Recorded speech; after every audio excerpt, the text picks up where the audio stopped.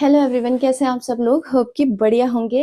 और हम पढ़ रहे हैं उत्तराखंड में हमारा चमोली डिस्ट्रिक्ट खत्म हो गया है। एक तरफ से मैं आपको करा रही हूँ हिस्ट्री और जनजातियों पर हमारा फोकस था। कुल मिलाकर के जनजाति थोड़ी सी लंबी है, तो थारू जनजाति हम पहली जो क्षेत्रफल नहीं, जो उत्तराखंड की सबसे बड़ी जनजाति है, लोकर समिति द्वारा इन 5 जनजातियों को प्रेफर कर दिया गया था। एक कमेंट भी मुझे आया था, मैंने बताया था कि राजी और बोक्सा जो है वो आदिम जनजाति है, तो कमेंट आया था कि कब राजी जनजाति कब उनको आदिम जनजाति बना दिया गया। तो मैंने बताया था 1974 में सेंट्रल गवर्नमेंट ने उनको आदिम जनजाति की कैटेगरी में रखा था, है ना। तो थारू जनजाति हमारी कंप्लीट नहीं हुई थी, तो पहले उसे कंप्लीट कर लेते हैं। कुछ पॉइंट उसमें रह गए थे और हर एक पॉइंट इंपॉर्टेंट हो जाता है। मैं आपको बार बार बोलती हूँ, तो आप ऐसे मत सोचिए कि कोई भी पॉइंट मैं आपको ऐसे ही लिखा रही हूँ। जितनी भी सारी चीजें हैं, एक जनजातियों से क्वेश्चन आपका, आप कोई भी पेपर उठा के देख लीजिए, 1 या 2 क्वेश्चन आपको फिक्स है कि आपको देंगे ही देंगे, है ना। तो हम पढ़ रहे हैं जनजातियां, क्या पढ़ रहे हैं, उत्तराखंड की जनजातियां, है ना। ये जनजातियां तो देख लेते हैं। सबसे पहले हम पढ़ते हैं थारू, है ना। सबसे पहले हम पढ़ लेते हैं थारू। थारू जनजाति मैंने आपको बहुत हद तक बहुत सारी चीजें इसमें ऑलरेडी मैं बता चुकी थी। इनकी शादी वादी की सारी चीजें मैं आपको बता चुकी थी, है ना, कि भाई क्या क्या इनमें प्रथाएं होती हैं। तो आज देख लेते हैं इनका त्योहार, जिससे क्वेश्चन आया है त्योहार परंपरा लिख लेते हैं, है ना। तो एक क्वेश्चन है आपका और आया है परंपरा, तो क्या है इनके त्योहार परंपरा, इसको आज डिस्कस करते हैं। बहुत सारे, जैसे चाला हो गया, मैंने आपको बताया था चाला क्या होता है, दिखनौरी प्रथा क्या होता है, और विधवा विवाह क्या होता है, उठान चुटकुटा, ये सब मैं आपको ऑलरेडी बता चुकी। तो इनका प्रमुख त्योहार क्या होता है, बैसाख के महीने में होता है। बैसाख मतलब अप्रैल, है ना। आप उत्तराखंड की तैयारी कर रहे हो तो आप ये जो हिंदी के महीने हैं, जो जनवरी फरवरी बेसिकली हम यूज करते हैं, वो तो इंग्लिश वाला हो जाता है, तो ये हिंदी वाला भी याद रखना कि बैसाख किसको बोलते हैं, जेठ क्या होता है, ये तो खैर थोड़ी थोड़ी आपको पता होगा। बैसाख मतलब अप्रैल, अप्रैल के महीने में एक त्योहार इनके द्वारा मनाया जाता है ना। ज्येष्ठ महीने में बजहर, तो ये आया क्वेश्चन है बजहर, है ना, PYQ। अभी मैं सोच रही हूँ थोड़ा अलग अलग जाकर के जांच पड़ताल की जाए कि भाई बजहर त्योहार है लेकिन इसमें है क्या, है ना। तो डायरेक्ट जाकर के कोई अगर ऐसा इंसान मिल जाता है जो इन त्योहारों को मनाते होंगे तो ज्यादा नॉलेज हमें मिल सकती है, लेकिन इसके लिए थोड़ा सा समय चाहिए और मेरे पास समय की थोड़ी सी कमी है। लेकिन मैं कोशिश करूंगी कि हर एक चीज को, जैसे कहते हैं ना PM करना, पोस्टमार्टम करना, मैं कर पाऊं, है ना। चलिए आगे देखते हैं। और सबसे इम्पोर्टेंट जो कई बार, पता नहीं कितनी बार क्वेश्चन आता है कि दीपावली को ये शोक के रूप में मनाते हैं। तो दीपावली को किसके रूप में मनाते हैं, शोक के रूप में ये मनाते हैं। ये क्वेश्चन आया था कि निम्न में से कौन सी जनजाति दीपावली को शोक के रूप में मनाती है, तो ये इंपॉर्टेंट हो जाता है। खैर अब तो नहीं देता क्योंकि सबने रट लिया है, लेकिन ध्यान रखना है कि दीपावली को शोक के रूप में मनाते हैं ना। इनके उसमें जो होली है, होली 1 महीने और 8 दिन तक मनाई जाती है। 1 मंथ और 8 दिन तक ये मनाते हैं। कितना, 8 डेज, है ना। अब कहीं कहीं आपको सिर्फ 8 दिन मिलेंगे, कहीं कहीं आपको सिर्फ 8 दिन ही मिलेंगे, तो कहीं कहीं 1 महीना और 8 दिन आपका दिया हुआ है, तो इसमें भी आप देख लेना। मुख्य वाद्य यंत्र जो होली में ये प्रयोग करते हैं, यहाँ तक दूसरा देख लेते हैं। जो वाद्य यंत्र यूज करते हैं जहाँ मतलब किसमें, होली में, क्योंकि होली आप सोचो 1 महीने 8 दिन इनकी होली मनाई जा रही है, तो कितने बेहतर तरीके से मनाते होंगे। ढोल व झांझ का प्रयोग करते हैं, है ना, ढोल व झांझ। तो अभी तो वाद्य यंत्र हमने पढ़े नहीं, झांझ का प्रयोग करते हैं किसमें, होली में, है ना। होली के अवसर पर इंपॉर्टेंट पॉइंट, और शायद आया भी कई क्वेश्चन है, कि होली के अवसर पर ये एक नृत्य करते हैं जिसे कहा जाता है खिचड़ी। अब हमारे यहाँ तो खिचड़ी आटा नहीं, चावल और दाल वाल मिक्स कर दी, खिचड़ी बन गई, है ना। इनके यहाँ खिचड़ी क्या होता है, एक नृत्य किया जाता है, तो ये आपको ध्यान रखना। अब क्या होता है इस खिचड़ी नृत्य में, ये तो जैसे डायरेक्ट जा करके वहां उनसे पूछ लिया जाए, ज्यादा बेहतर पता होगा, है ना। क्योंकि हर एक नाम के पीछे कुछ ना कुछ लॉजिक है, ऐसे ही किसी चीज का भी नाम नहीं पड़ा, तो मुझे थोड़ा कचाइन करने की आदत है कि नाम क्यों पड़ा, है ना। खैर कोई बात नहीं, इसका देखेंगे आगे धीरे धीरे क्या होता है। तो होली के अवसर पर खिचड़ी नृत्य करते थे, और इनके यहाँ जो होली है वो 2 टाइप की होती है ना, 2 टाइप की होती है। एक होती है उजली होली और एक होती है बैठकी होली। उजली या बैठकी होली, और ये PYQ भी है ना। उजली प्लस बैठकी, मतलब 2 टाइप की होती है। कई इनको क्या था, मरी होली और जिंदी होली भी कहते हैं, है ना। कई बार किताबों में मैंने पढ़ा है। तो उजली होली और बैठकी, और ये PYQ है। आप चाहें तो, किसका पेपर था, शायद कनीर साया का पेपर था, आप देख सकते हो उसमें कि आया हुआ है कि उजली होली या बैठकी होली ये कहते हैं, है ना। आगे देखते हैं इसको, इसमें PYQ है, ये मैंने आपको बता दिया। नेक्स्ट देख लेते हैं इनके उसमें क्या क्या है। धार्मिक परंपरा देख लेते हैं इनकी क्या है, तो जल्दी जल्दी देख लेते हैं। धार्मिक परंपरा, है ना। धार्मिक परंपरा देखते हैं किसकी, थारू जनजाति की। तो देखिए धार्मिक परंपरा में क्या है इनके, हिंदू धर्म को ये मानते हैं। हिंदू धर्म को तो क्या करते हैं, ये मानते हैं लेकिन वेदों को नहीं मानते, है ना। तो हिंदू धर्म को ये क्या करते हैं, वेद मानते हैं, लेकिन वेदों को ये नहीं मानते हैं। तो ये एक पॉइंट हो गया। दूसरा पॉइंट अगर आप इसी में देखोगे तो क्या होता है, ठीक है। दूसरा पॉइंट क्या है, तंत्र मंत्र भूत प्रेत में विश्वास करते हैं। वो तो हम लोग भी करते हैं, है ना। बीमार हो गए, ज्यादा टाइम तक ठीक नहीं हो रहे, तो हमें लगता है हवा हुआ लग गई, या इस टाइप का, ये सब में ही है ना। ये 55 भूमिया खड़गा भूत, देखिए 55 भूमिया और खड़गा भूत, ये इनके उनके नाम है। हाँ, ये इनके देवी देवताओं के नाम है। वो कोरो देव आदि देवी देवताओं की पूजा करते हैं। कोरो देव, तो इन देवी देवताओं की क्या करते हैं, ये पूजा करते हैं। किस किस की, 55 भूमिया खड़गाभूत और कोरो देव, इन देवी देवताओं की ये पूजा करते हैं, है ना। और टोटल अगर हम देखेंगे तो इनके कितने देवी देवता होते हैं, तो इनके टोटल 36 होते हैं। हमारे उसमें बोलते हैं ना 36 करोड़ देवता, तो इनके 36 होते हैं, है ना। जबकि वो 36 कोटि है, नहीं सॉरी 32 कोटि। तो ये भी आपको ध्यान रखना है, इनके यहाँ 36, ठीक है। चलिए आगे देखते हैं इसमें क्या है, क्या क्या है इसमें। हर घर के निकट पर क्या होता है, मतलब जो थारुआ में प्रत्येक घर होता है, उस घर के बाहर क्या होता है, एक चबूतरा बनाया होता है, चबूतरा होता है। और वहीं पर इनको कुछ भगवान जो है, जो इनको मतलब जिन भगवानों को ये मानते हैं, वो क्या किया जाता है, जिसे मतलब जिसे भूमिया या भूमिया देवता कहा जाता है, मतलब उनकी रक्षा करने वाला एक देवता आप मान के चल सकते हो, है ना। जिसे भूमिया देवता या बड़ा बाबा कहते हैं। और जैसे कोई घर है ना, जो जैसे कोई घर है, उस घर के बाहर क्या होगा, जैसे कोई चबूतरा है, वहां पर इनका एक देवता होता है जिसका नाम क्या है, बड़ा बाबा, है ना। बड़ा बाबा, या अगर आप इनको ऐसे बड़ा बाबा नहीं याद रख सकते हो आप, बड़ा बाबा, तो भूमिया देवता भी इन्हें कहा जाता है, मतलब इन्हीं को क्या कहा जाता है, भूमिया देवता। और ये प्रत्येक घर में होता है, मतलब प्रत्येक परिवार के घर के बाहर होगा। और इनको ही ये क्या मानते हैं, इनकी पूजा करते हैं। और इनको ये मांस मुर्गा वगैरह चढ़ाते हैं ना, सुअर वगैरह चढ़ाते हैं, नारियल वगैरह भी ये चढ़ाते हैं, क्योंकि इनका कहना है कि ये क्या है, इनकी रक्षा करते हैं ना। तो ये एक बात हो गई। दूसरा देखते हैं, ये अपने देवी देवताओं को मुर्गा बकरा शराब सब कुछ चढ़ाते हैं, पूरे देवी देवताओं को। लेकिन जगन्नाथी देवता को ये केवल दूध चढ़ाते हैं। तो ये क्वेश्चन आया है ना। जगन्नाथी, सारे देवी देवताओं को मांस वगैरह सब चढ़ाते हैं, लेकिन जगन्नाथी जो देवता है उनको केवल क्या है, दूध चढ़ाते हैं। तो ये एक बात हो गई, ठीक है। कौन से, जगन्नाथी देवता। ओहो, कट ही गया, खैर कोई बात नहीं। तो ये बात हो गई। पशुओं की रक्षक देवी होती है इनके उसमें, जो पशु, इनको इनको मानना है, मतलब ये इन देवी देवताओं की पूजा करते हैं, पशुओं की रक्षक, तो उसे कहा जाता है रक्षक, है ना। तो उसे कहा जाता है ढोर, क्या कहा जाता है, ढोर देवी। ढोर देवी जो इनको लगता है कि इनके पशुओं की रक्षा करती है। तो पशुओं की रक्षा करने, इससे क्वेश्चन आया है, तो आपको ध्यान रखना है, ढोर देवी या ढोर चांदी देवी, है ना। तो कुछ भी आप याद रख सकते हो। दूसरा, आपने देखा हो ना, कई कई जंगली सॉरी जानवरों को डंगर कहा जाता है, तो उसी से याद रखना, थोड़ा बहुत मिलता जुलता, मैंने ऐसे ही दिमाग में याद रखा है, आप भी ऐसे ही याद रखना, है ना। शिकार की देवी होती है इनके यहाँ, मतलब ये शिकार पे जा रहे हैं, तो शिकार की देवी, उसकी भी ये पूजा करते हैं कि शिकार मिल जाए, तो वो होता है आपका बाघेश्वरी देवी। ये मैच करने के लिए भी आपको दे सकता है, तो आपको ध्यान रखना है। तीसरा है, होप कि आपको यहाँ तक दिख रहा होगा, है ना।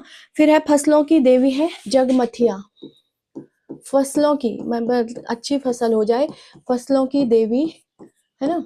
और भारत मतलब उत्तराखंड में तो बहुत सारी, अभी आप धीरे धीरे जब कवर करोगे और चीजें, तो आप देखोगे कि फसलों की रक्षा के लिए भी अलग अलग मेले होते हैं, त्योहार मनाए जाते हैं।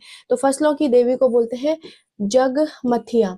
देखिए इसको कैसे याद रखोगे, जब फसल होगा तभी जग चलेगा, है ना, संसार चलेगा, संसार रहेगा, क्योंकि फसल होती रहेगी, है ना, कुछ खाते रहेंगे तो फिर संसार चलता रहेगा, ऐसे करके याद रखना। बच्चों का पालन पोषण करने वाली देवी को अखरिया देवी बोलते हैं। तो बच्चों के लालन पालन वाली, है ना, लालन पालन वाली जो देवी है उसको क्या बोलते हैं, अखरिया, अखरिया देवी, अखरिया देवी। और नेक्स्ट पॉइंट है आपका, ये सारे आपको याद करने हैं कुछ कुछ चीजें, है ना। आगे देखते हैं और क्या है इसमें, भैंसासुर, भैंसों की रक्षा करने के लिए भी है, भैंसासुर की भी पूजा करते हैं, बोला जो इनके भैंसों की रक्षा करते हैं ना, भैंसों की रक्षा करते हैं। फिर अगर इसी में आप देखोगे तो इसमें हो जाएगा समया, समया, समया होता है समय का देवता, है ना, समया है इनका समय का देवता, तो समय का भी ये ठीक ठाक प्रयोग करते हैं। नेक्स्ट पॉइंट है इसी में, ब्राह्मणों को ये अपशकुन मानते हैं, तो जो ब्राह्मण है उनको ये अपशकुन मानते हैं, ठीक है।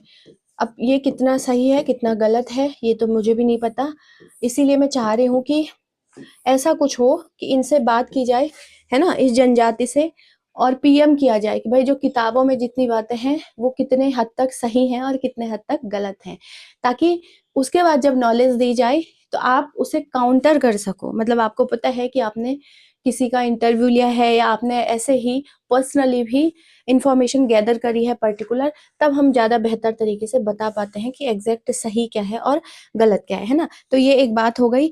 अब इनकी राजनीतिक व्यवस्था देख लेते हैं जल्दी से। यहाँ तक तो आपने नोट डाउन कर लिया होगा, है ना। जब मैं लिख रही होती हूँ तब भी आप लिख सकते हो अगर किसी को नोट्स बना। राजनीतिक अव्यवस्था नहीं, व्यवस्था, क्या हो गया मुझे, व्यवस्था, राजनीतिक हो। यहाँ पे तो ये फिर पहले ग्रीन कर रहा था, अब कैसा करता है, ब्लू, है ना। तो ये हर दिन, ये भी गिरगिट है, हर दिन ये क्या करता है, रंग बदलता है। तो इनकी राजनीतिक व्यवस्था देख लेते हैं। इनकी पंचायत को इनके यहाँ भी पंचायत है, तो इनके यहाँ की पंचायत होगी, क्योंकि अगेन मैं आपको बार बार रिपीट कर रही हूँ वो चीज कि इनको जो है यूसीसी से बाहर रखा गया है, तो इनके अपने रूल रेगुलेशन है। तो इनके यहाँ पंचायत है, और पंचायत को क्या कहा जाता है, इनकी बिरादरी, बिरादरी कहा जाता है। और आई थिंक ये PYQ है, तो आपको ध्यान रखना है, इनकी पंचायत को क्या कहा जाता है, बिरादरी।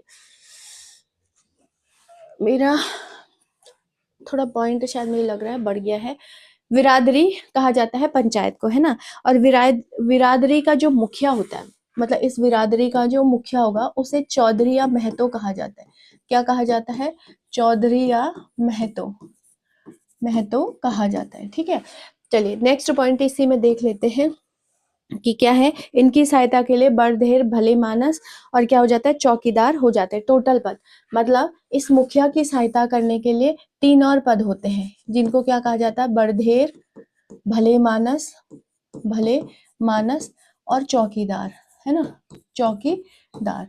तो टोटल मिलाकर इनकी पंचायत में कितने कितने मतलब सदस्य हुए, कितने, 4, 4 ही हो गए ना। एक तो मुखिया हो गया, मुखिया को चौधरी या महतो कहा जाता है, बाकी ये 3 और हैं। तो इस तरीके से इनका चलता है, टोटल 4 पद हो जाएंगे। अगर बोलेगा कि थारुओं की जनजाति, थारू जनजाति में पंचायत में कितने सदस्य होते हैं, 4, लेकिन बोलेगा कि मुखिया का नाम क्या है, तो चौधरी या महतो नाम नहीं, क्या कहा जाता है, बाकी अगर मुखिया को हटा दिया जाए तो 3 और इनकी सहायता के लिए होते हैं, लेकिन वो पंचायत के ही मतलब सदस्य होते हैं, है ना। चलिए आगे देखते हैं, इसमें क्या है, इनकी पंचायत को मध्यगण कहते हैं। और इनकी जब पंचायत होती है तो उसे क्या कहा जाता है, मध्यगण। क्या कहा जाता है, मध्यगण, मध्यगण आ सकता है क्वेश्चन, इसलिए आप हर एक चीज को अच्छे से समझिए। मध्यगण कहा जाता है जिसमें मध्यगण में क्या होगा, जब पंचायत बैठेगी तो मध्यगण उसे कहा जाता है। और शराब की एक घूंट पियेंगे फिर तर्क वितर्क होता है, मतलब जैसे एक घूंट पी लिया फिर तर्क किया कि भाई आपका पक्ष क्या है, आपका पक्ष क्या है, और तब जाकर के इसमें फैसला होता है। अब ये सही है या नहीं है, अगेन मैं वही चीज आपको बता रही हूँ, है ना। तर्क वितर्क होता है, और जो न्याय करना है उसमें सबसे मुख्य भूमिका होती है शराब की, मतलब बिना शराब के न्याय नहीं मिल सकता है, ये इनका कहना है। ये किताबों में लिखा है, मुझे नहीं पता, है ना। गूगल में आप गूगल करोगे तो उत्तराखंड की उल्टी पुल्टी जानकारी मिलती है, और बहुत कम, बहुत लिमिटेड जानकारी मिलती है। जितनी भी हम कलेक्ट कर पाने में संभव हो पाते हैं वो किताबों से ही हो पाती है ना। तो अलग अलग अच्छे अच्छे लोग भी हैं जिन्होंने अलग अलग जगहों से इंफॉर्मेशन करी है, और किताबों में लिखा है तो उसको बिल्कुल आप नकार भी नहीं सकते। खैर, एक बात हो गई। पुरुष को ये लोग क्या बोलते हैं, एक गाना आपको याद आ रहा होगा, पुरुष को बोलते हैं दिलबर दिलबर, ओ दिलबर दिलबर, बड़ा फेमस हुआ था ये गाना, है ना, मेरे ख्याल से ऐश्वर्या राय का। महिला को, पुरुष तो दिलबर हो गई, महिला क्या होगी, खिलबर। महिला जो है वो आपकी हो जाती है सगन, सगन, है ना, सगन। और तांत्रिक को ये क्या बोलते हैं, तांत्रिक जो होता है उसको भरड़ा, है ना। तो तांत्रिक को बोलते हैं भरड़ा, यहाँ तक आपको दिख रहा होगा। तो तांत्रिक को बोलते हैं ये भरड़ा। उसके बाद इनकी उपजातियां भी हैं, तो देख लेते हैं थोड़ा सा एक लाइन में।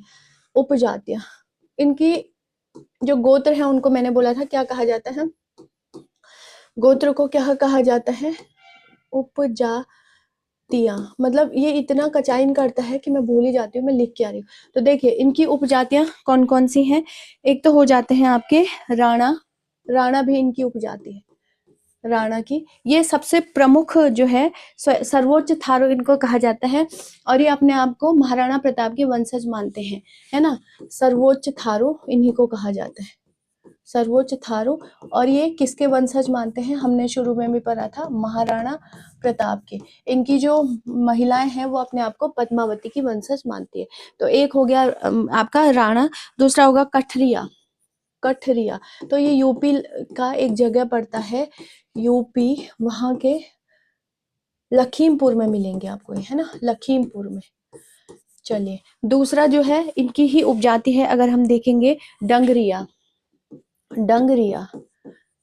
और डंगरिया जो है वो आपको कहाँ मिलेंगे, डंग नदी, मतलब डंग एक नदी है जो नेपाल में है, डंग नदी के कारण इनको डंगरिया कहा जाता है। और ये कहाँ है आपका नदी, ये आपका कहाँ है, नेपाल में मिलेंगी डंगरिया। तो ये एक बात है। फिर नेक्स्ट पॉइंट है नेपाल में, और जोगिया, एक इनका क्या होता है, जोगिया, ये भी उपजाति है। जोगिया जो गाना भी है शायद, जोगिया जोगिया वाला। खाना बदोश होते हैं, खाना बदोश, खाना बदोश का मतलब होता है खाने के लिए स्थान बदलते रहते हैं ना, खाना बदोश।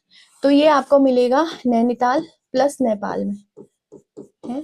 नैनीताल के आस एक जगह और पाए जाते हैं, नैनीताल प्लस, हाँ सही बोल रही हूँ, 9 से मैंने याद किया था, 9 नेपाल में मिलेंगे।